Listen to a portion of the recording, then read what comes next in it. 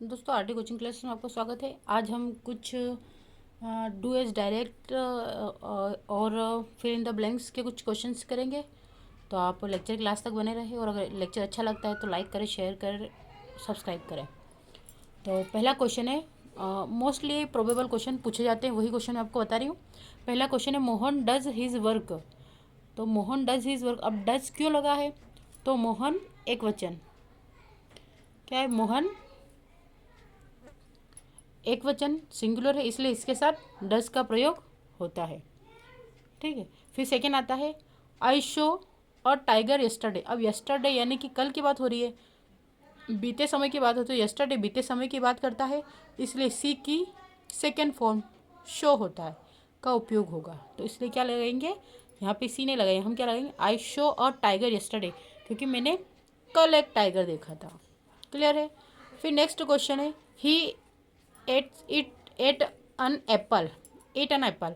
तो एप्पल को का उच्चारण जो होता है स्वर यानी कि वोवेल साउंड से होता है, अ से होता है। कैसे होता है? अ से होता है। तो अ से जो शब्द शुरू होता है, इसलिए वहाँ पे क्या लग जाएगा? एन लगेगा। तो ही एट एन एप्पल। फिर नेक्स्ट आता है, the sun rises in the east. अब सन के लिए यहाँ पे द क्यों लगा? क्योंकि सूर्य दुनिया में एक ही है और अद्वितीय है, इसलिए इसके पहले द आता है, यानी कि जो यूनिक होता है। फिर आता है एज लॉन्ग एज। अब क्यों लगा एज लॉन्ग एज? तो there is life, there is hope. इसका अर्थ है कि जब तक जीवन है तब तक आशा है। समय की अवधि बताने के लिए एज लॉन्ग एज लगते हैं, क्योंकि जैसे है ना, तो जब तक जीवन है तब तक आशा है, तो एज लॉन्ग एज। क्लियर है? ओके। फिर नेक्स्ट क्वेश्चन है, the train had arrived before we reached the station. The train had arrived before we reached the station. ठीक है, यानी कि ट्रेन आने से पहले वो प्लेटफॉर्म पे पहुंच गए थे। तो जब एक काम दूसरे से पहले खत्म हो तो पहले वाले के लिए पास्ट परफेक्ट और जोड़ने के लिए बिफोर का उपयोग करते हैं। तो पास्ट परफेक्ट है, लेकिन अब इसको जोड़ने के लिए हम क्या यूज़ करेंगे? बिफोर।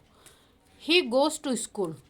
अब गोज यानी कि ई एस लगा टू के साथ, तो किसी दिशा या गंतव्य की ओर जाने के लिए टू प्रीपोजिशन का प्रयोग किया जाता है, इसलिए क्या लिखेंगे? He goes to school. Clear है। और अगर आई आता तो आई गो टू स्कूल। फिर आता they live in the Mumbai. वो मुंबई में रहते हैं। तो बड़े शहरों या स्थानों के नाम के साथ इन का प्रयोग किया जाता है, क्योंकि उसमें रहते हैं। Mohan was very tired so he went to bed early. यानी कि मोहन बहुत थका हुआ था, इसलिए वो जल्दी सोने चला गया। बेड मतलब कि सोने चला गया। तो वाक्य पास्ट टेंस में है, वाज लगा है।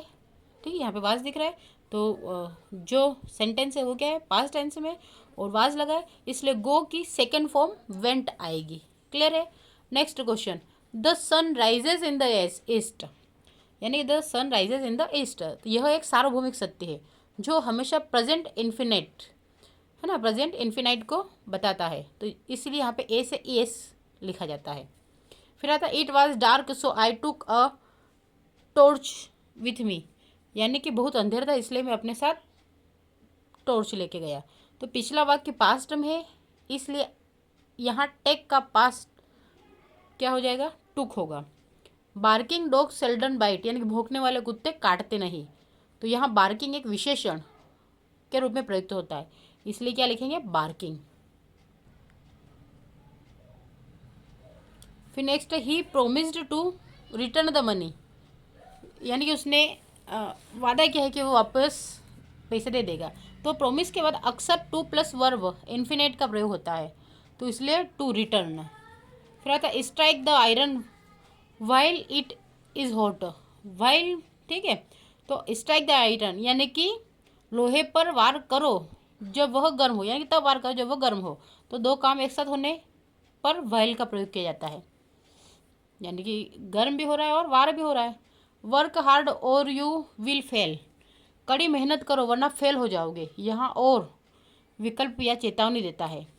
My brother is very strong he can lift 80 kg। क्षमता बताने के लिए कैन का प्रयोग किया जाता है। My brother is very strong, मेरा भाई बहुत ही प्रबल है, स्ट्रोंग है।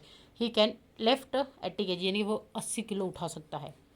My brother is an S D O. अब एन लगा तो एस के लिए ए उच्चारण आया, वोवल साउंड आया, तो एच डी ओ को बोलने पर ए की ध्वनि आती है, इसलिए एन लगेगा। Mohan invites them in his birthday party, यानी कि मोहन ने उन्हें अपने बर्थडे पार्टी पर बुलाया, तो उन्हें बुलाता है, यहाँ ऑब्जेक्ट के रूप में देम सही है। रवि इज़ प्लेइंग फुटबॉल, तो रवि इज़ प्लेइंग फुटबॉल, तो जहाँ पे इज़ आई एम आर लगेगा वहाँ पे आई एन जी लगेगा कंटिन्यूस टेंस के लिए। तो इज़ आई के साथ में क्रिया में आई एन जी यानी कि कंटिन्यूस टेंस लगता है, तो रवि इज़ प्लेइंग फुटबॉल।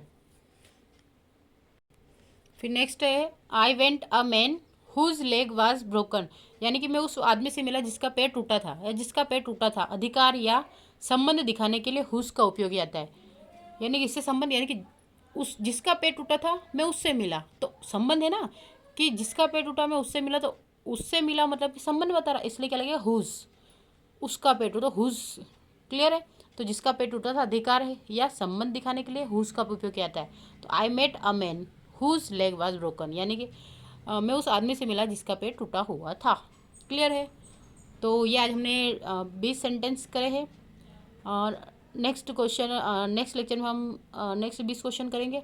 तो आप इन्हें नोट डाउन करके और सीखने का प्रयास करें, आपके बोर्ड की एग्ज़ाम के बेसिस से बहुत इंपॉर्टेंट क्वेश्चन है। थैंक यू फॉर वॉचिंग, और सब्सक्राइब करना ना भूलें।